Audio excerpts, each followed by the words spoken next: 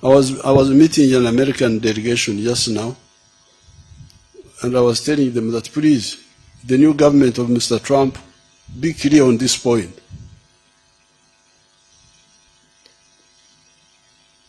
When you export and process coffee, as we have been doing all this time,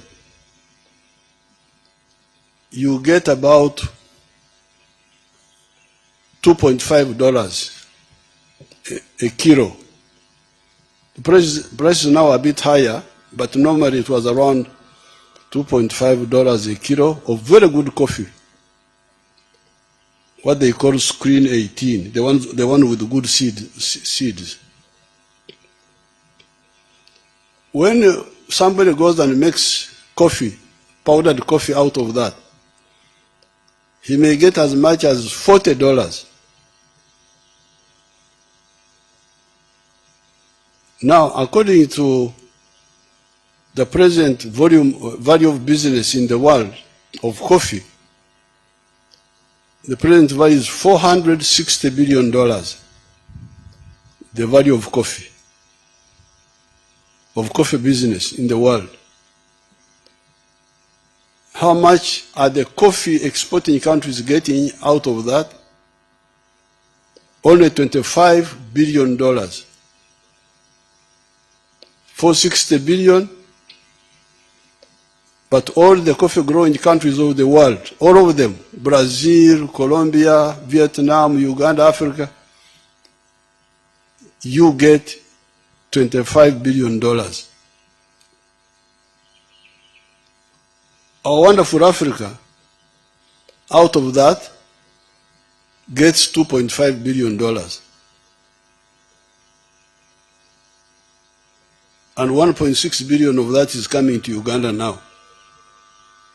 But this is because of the high coffee prices. Normally Uganda gets about 900 million out of the 2.5 billion. So, now, if you take a raw material like cotton,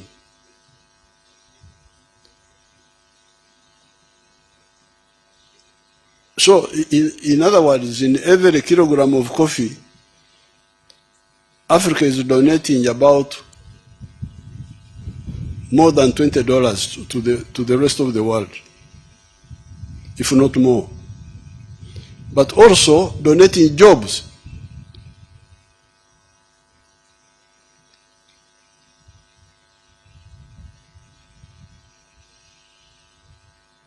If you take textiles, cotton has got like 6 job levels. You grow the cotton, that's some job. When you harvest the cotton, you gin it, you remove the seeds.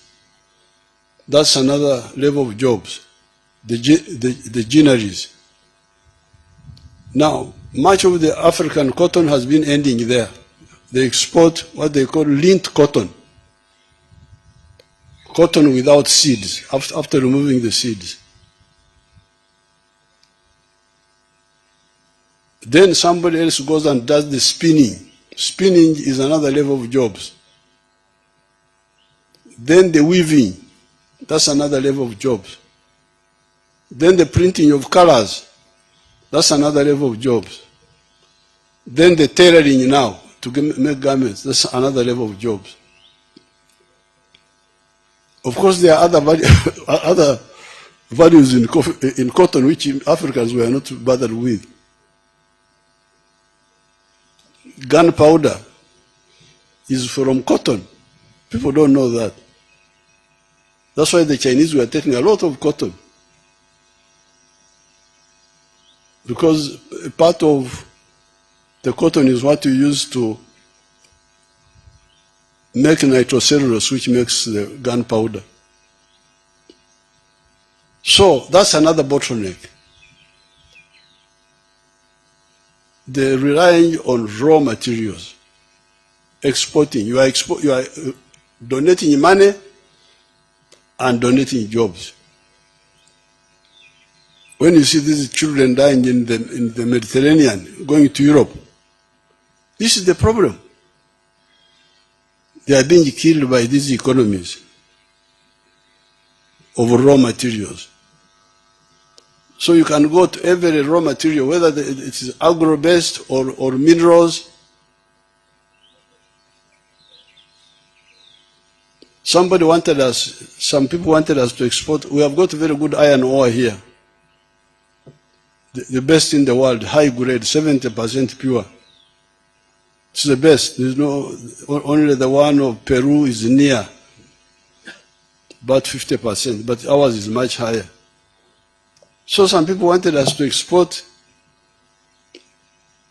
iron ore, or butare, we call it in our language, to India. And one of our districts, where some people who are here, whom I see come from, had already made a deal with India that we sell our iron ore to them as iron ore. I said over my dead body, I have banned all the export of unprocessed minerals from here. Let them stay in the ground. When the grandchildren come, they will get them out. So, a ton of iron ore at that time they would give us $47. Then they go, because it is very high quality, a ton of iron ore gives you 700 kilograms of steel, almost 1-to-1. Now, from a ton of steel, that time they were getting $900. So, the sleepy Africans here, the French have a good word, dormir beaucoup, that we are sleeping too much. The sleepy Africans would get $47. A clever outsider would get $900 from almost the same amount of. Later on, when the price had come down a bit of steel, it was about 600, 700, I don't know where it is now. But it's much more than what we would be getting. So I said, no way, let the iron ore stay in the ground. Because then you would be losing jobs, losing money. So raw materials are a curse. I don't know what this forum has, what position they have taken on it, but really that is a real curse. Now, sometimes when Africans wake up a bit, they concentrate on import substitution. But that's not good enough, because the internal market is not big enough. We must, yes, do import substitution, but also engage in export promotion, because the export markets are bigger than the internal market. That's also another area to look at. Now, the other bottleneck are the small economies, the balkanization of Africa into these small markets. Because when people really wake up, you will soon find that the internal market is not enough. In Uganda, when these Ugandans got some stability and woke up, in very short time, they found that everything was in surplus. The internal market was not enough. The milk production, 86 were producing 200 million liters a year. We are now producing 5.3 billion liters of milk a year. But the Ugandans consume only 800 million liters. So more than 4 billion liters of milk is surplus. The internal market is not enough. Maize, cement, steel, all those products, tires and so on, industrial and even agricultural. The internal market is not enough. So that's why the regional market becomes very crucial. I'm very grateful to the East African leaders when they agreed, including people like His Excellency Chikwete, when they agreed that we revive the East African community and expand it. And also all the African leaders, because they have agreed on the CFTA, Continental Free Trade Area of the whole of Africa. It's already signed, but the only problem is implementation. So the forum should look at how we can intensify, because part of the problem of the CFTA is the infrastructure. At one time, we were talking of the railway from Djibouti to Dakar, from Mombasa to Kisangani. But now, I no longer hear about that. So in terms of our sensitization, we should emphasize that the market, the infrastructure to support the market.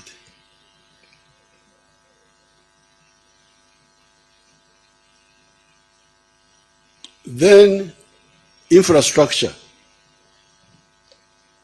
that's another bottleneck. Because we were talking with the World Bank. I went to Nairobi for the World Bank meeting, and I said, you wonderful people, you talk of the private sector-led growth. Yes, but the private sector needs low costs of doing business, which means low cost of electricity, low cost of transport. Labor is low cost, that's no problem in Africa. The labor is not expensive.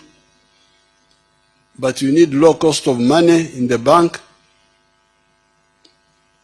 and so on, which means infrastructure. So infrastructure must be emphasized, not just, and when the World Bank talk of infrastructure, sometimes they talk only about the roads. The roads are good for cars and passengers, but not good for cargo. For the cargo, we need the railway. The railway and the water transport. They are much cheaper. So that's another bottleneck. Then, of course, education and health, the human resource. The human resource, you cannot have the transformation if your people are not educated, they are not healthy, they are not skilled. Here in Uganda, we have been having another bottleneck. This is a big proportion of the population outside the money economy, only working for the stomach, for eating. Because here in Uganda, you don't have to be very, very brilliant to survive. You can survive even if you are not, you eat mangoes, you go to your relatives, you spend all the time. Your relatives see you coming. Where are you going? I have come to see you. Imagine. I have come to see you. The man is not working, he's not working, but he's eating. So, we checked when we came into government, and we found that by independence, only 4% of the homesteads were in the money economy. The rest, 96%, were outside the money economy, working only for the stomach, for what they call subsistence, that you